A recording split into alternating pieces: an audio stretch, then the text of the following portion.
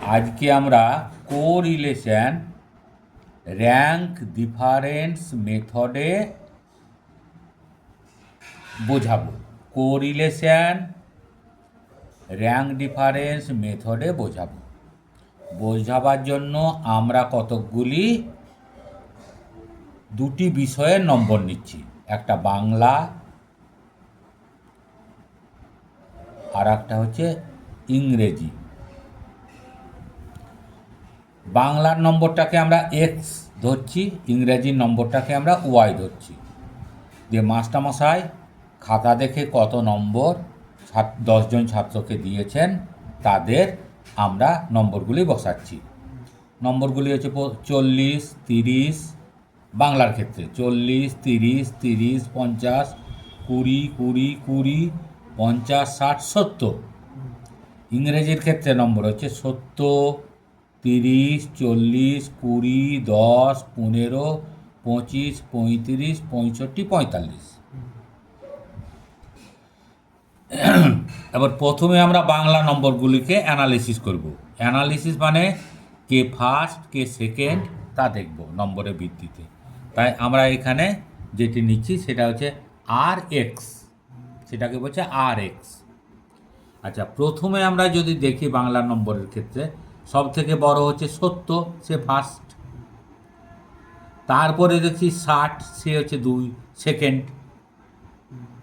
আচ্ছা, 60-এর পর আমরা দেখতে পাচ্ছি 50 দুজন পেয়েছে, 50 দুজন ছাত্র পেয়েছে বা স্টুডেন্ট পেয়েছে।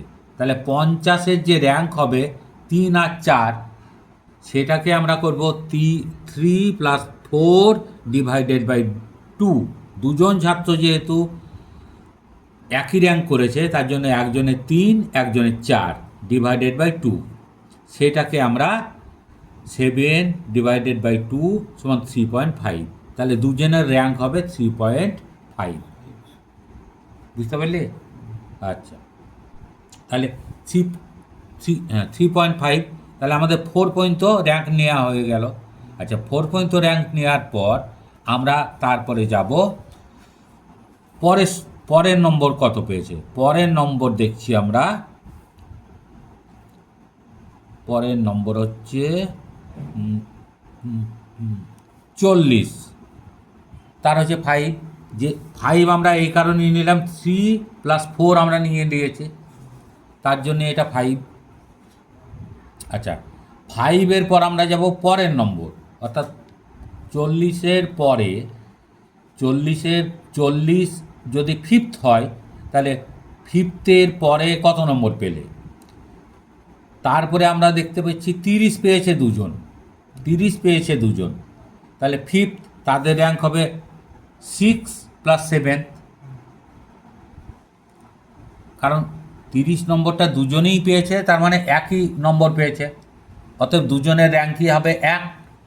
তার জন্য একজনের 6 একজনের 7, সেটাকেও ÷ দুজন যেহেতু পেয়েছে 2 দিয়ে 2 করে 13 ÷ 2 = 6.5।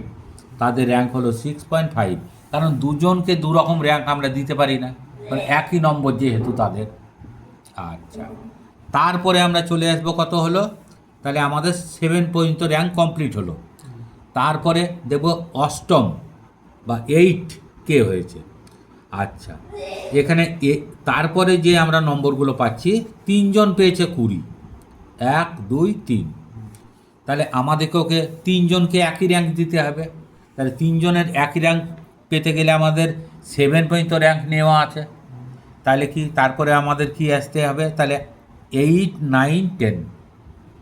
এখানে যেহেতু দুজন পেয়েছিল দুজনের মধ্যে ডিভাইডেড হয়েছিল, আর এখানে যেহেতু 3 জন পেয়েছে তাই 3 জনের মধ্যে ডিভাইড হবে।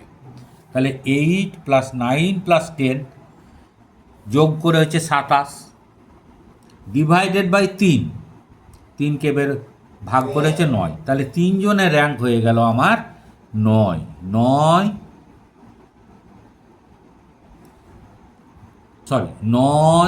9 9। আমাদের র্যাঙ্ক কমপ্লিট 10 জনের মধ্যে, 10 জন ছাত্রের মধ্যে র্যাঙ্ক কমপ্লিট। এবার আমরা যাব ইংলিশের মার্কসের ক্ষেত্রে, যেটি ওয়াই। এখানে আমরা দেখব ফার্স্ট কে ফার্স্ট হচ্ছে 70 1, সেকেন্ড কে 65 2, থার্ড হচ্ছে 45 থার্ড, ফোর্থ হচ্ছে 40, ফিফথ হচ্ছে 35। আচ্ছা, পঞ্চম ষষ্ঠ হচ্ছে যে 30 পেয়েছে, সপ্তম হচ্ছে যে 25 পেয়েছে। আচ্ছা, অষ্টম হচ্ছে যে 20 পেয়েছে, নবমকে যে 15 পেয়েছে, দশম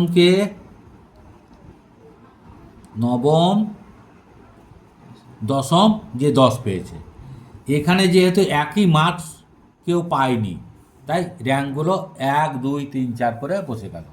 আর এখানে যেহেতু একই মার্ক বিভিন্ন জন পেয়েছে, সেই অনুযায়ী আমাদেরকে ক্যালকুলেশন করতে হলো। এর পরের লাইন হচ্ছে ডি কিছুই নয়, আর এক্স আর আর ওয়াইয়ের মধ্যে বিয়োগ করতে হবে। বিয়োগ করে আমরা দেখি 5-এর সঙ্গে 1 বিয়োগ করলে 4 পাই। আচ্ছা, তারপরে হচ্ছে 6.5-এর সঙ্গে 6 বিয়োগ করলে 0.5 পাই, 6.5-এর সঙ্গে 4 বিয়োগ করলে 2.5, 3.5-এর সঙ্গে 8 বিয়োগ করলে 5.5, 9-এর সঙ্গে 1 বিয়োগ করলে 1, 10 10 বিয়োগ করলে, হ্যাঁ, 9-এর সঙ্গে 10 বিয়োগ করলে 1 হচ্ছে, 9 বিয়োগ করলে 0, 9-এর সঙ্গে 7 বিয়োগ করলে হচ্ছে 2। আচ্ছা, 3.5-এর সঙ্গে 5 বিয়োগ করলে হচ্ছে 2.5, 2 2 0, 1 3 2। আচ্ছা, এই ঘরটা এইরকমভাবে আমাদের বসবে। এর পরের ঘরে চলে যাবে ডি স্কোয়ার মানে 4 স্কোয়ার, অর্থাৎ 4 গণিত 4, 4 4 16। 0.5 মানে 5, 0.5 গণিত 0.5, 0.5 25। 2.5 মানে হচ্ছে 2.5 গণিত 2.5 সমান 6.25। এখানে মনে রাখতে হবে এটা কিন্তু হোল স্কোয়ার নয়, শুধু স্কোয়ার। আচ্ছা, 5.5 তাকে স্কোয়ার করলে হচ্ছে 30.25, 1কে স্কোয়ার করলে 1ই হয়, 0কে স্কোয়ার করলে 0 হয়, 2কে স্কোয়ার করলে 4 হয়, 2.5কে স্কোয়ার করলে 6.25 হয়, 0কে স্কোয়ার করলে 0 হয়, 2কে স্কোয়ার করলে 4 হয়। এবার আমরা যে ডি স্কোয়ার আছে তাকে সামাসং চিহ্ন আমরা জানি যোগের চিহ্ন, তাই যোগের চিহ্ন সামাসং ডি স্কোয়ার আমরা বসালাম, যে টোটালটাকে আমরা যোগ করলাম। এখানে প্লাস মাইনাসের কোনো ফ্যাক্টর নাই। আচ্ছা, তাহলে আমাদের হলো 68। এবার আমরা চলে এলাম ফর্মুলাতে। ফর্মুলাটা তোমরা দেখো, পি সমান 1 minus 6 summation d square divided by n ব্র্যাকেটে এন স্কোয়ার মাইনাস 1। এবার সরলের যে নিয়ম, সেই নিয়মে আমরা মানগুলো বসিয়ে অঙ্কটিকে করে যাব। তাহলে প্রথমেই আমাদের 1 থাকলো, 6 আছে, 6 বলা আছে, সামাসং ডি স্কোয়ার আমরা কত পেয়েছি 68 বসিয়ে দিলাম। আচ্ছা, 10 হচ্ছে কতজন ছাত্র, 1 2 3 4 5 6 7 8 9 10, তাই এন সমান হচ্ছে এখানে 10, অর্থাৎ কতজন ছাত্র আছে, তাই এন এর মান এখানে 10। তারপরে ফর্মুলা অনুযায়ী আছে এন স্কোয়ার মাইনাস 1, তাহলে এন স্কোয়ার মানে 10 স্কোয়ার মাইনাস 1। তারপরের ধাপে আমরা প্রথমে আগে এটার গুণ করে নেব, 6 গণিত 68 সমান 408।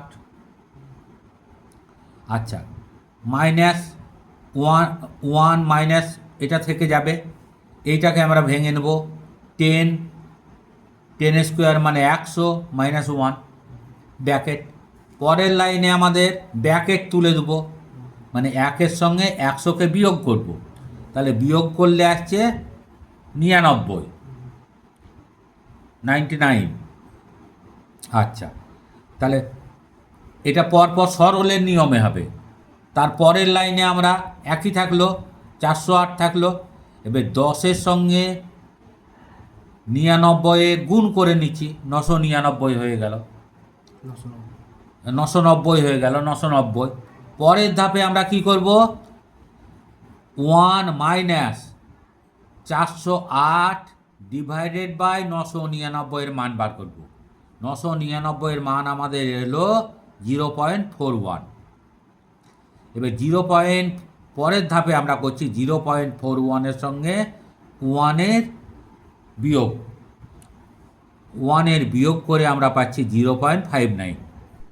এটা হচ্ছে অ্যান্সার। এখানে মনে রাখা দরকার যে উত্তর যদি 1-এর কম আসে তাহলে আমাদেরকে জেনে নিতে হবে অঙ্কটি সঠিক।